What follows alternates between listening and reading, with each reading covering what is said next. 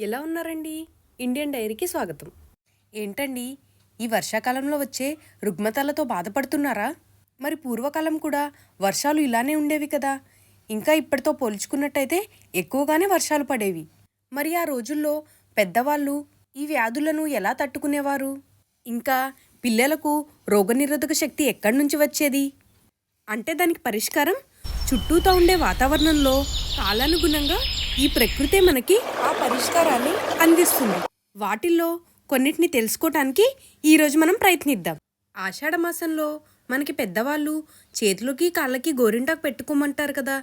అసలు అది ఎందుకంటే రాబోయేది వర్షాకాలం కాబట్టి కాళ్ళకి చీడలు పట్టకుండా అలానే గోర్లు దెబ్బతినకుండా ఉండడానికి ఈ గోరింటాకు పెట్టుకునే ఆచారం వచ్చింది. ఇంకా చూసుకుంటే ఈ ఆషాఢ మాసంలో మునగాకు ఇంకా పునర్నవ ఆకు చాలా చోట్ల విరివిగా వస్తూ ఉంటుంది. ఈ పునర్నవ ఆకునే తెల్లగలిజేరు అని కూడా పిలుస్తారు. ఈ ఆకుకూర పేరులోనే అర్థమైపోతుంది. పునర్నవ అంటే యవ్వనం. ఈ ఆకును గనక ఎక్కువగా తిన్నట్టయితే ఎంత వయసైనా సరే చర్మానికి ముడతలు రాకుండా యవ్వనంగా ఉంటారు. కాబట్టి వీటిని ఆషాఢంలో ఖచ్చితంగా తినాలి. తర్వాత వచ్చేది శ్రావణ మాసం. ఈ శ్రావణ మాసంలో గోంగూర అలానే చెంచల కూర తప్పనిసరిగా తినాల్సిన ఆకుకూరలు. మనందరికీ పుల్లదనం అంటే ముందుగా గుర్తొచ్చేది గోంగూరే కదా. ఈ గోంగూర రుచికే కాకుండా ఆరోగ్యానికి కూడా ఎంతో మంచిది. కాబట్టి వీటిని శ్రావణ మాసంలో ఖచ్చితంగా తీసుకోండి. తరువాత మాసం భాద్రపద మాసం.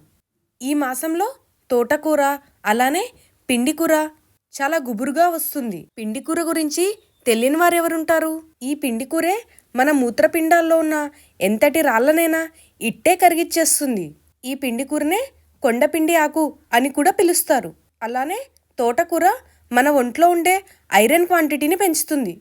కాబట్టి వీటిని భాద్రపదంలో తీసుకున్నట్టయితే మనం ఎంతో ఆరోగ్యంగా ఉండొచ్చు. అలానే మన ఒంట్లో ఉత్పత్తి అయ్యే చెడు పదార్థాల విసర్జన కూడా సక్రమంగా జరుగుతుంది. తర్వాత వచ్చేది ఆశ్వీజం. ఈ ఆశ్వీజ మాసంలో పొన్నగంటి కూర, ఎలక చెవుల కూర ఇంకా బచ్చల కూర విరివిగా వస్తూనే ఉంటుంది.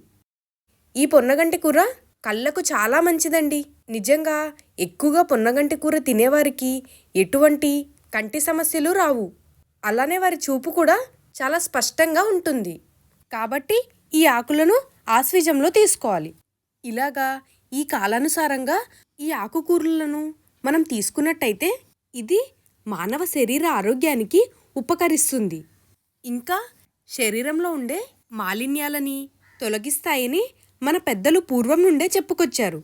ఇలాగా ఇన్ని రకాల ఆకుకూరలు వాళ్ళు ఆ రోజుల్లో తిన్నారు కాబట్టే వారిలోని రోగనిరోధక శక్తి చాలా ఎక్కువగా ఉండేది. కాబట్టే కాలానుసారంగా వచ్చే వ్యాధులకు ఎన్నో రకాల రుగ్మతలకు వారందరూ దూరంగా ఉండేవారు. కానీ వాటన్నిటినీ నిర్లక్ష్యం చేసి ఆకులంటే ఏంటో తెలియకుండా పెరుగుతున్న నగరవాసుల్లో చైతన్యం అనేది ఎప్పటికి వస్తుందో.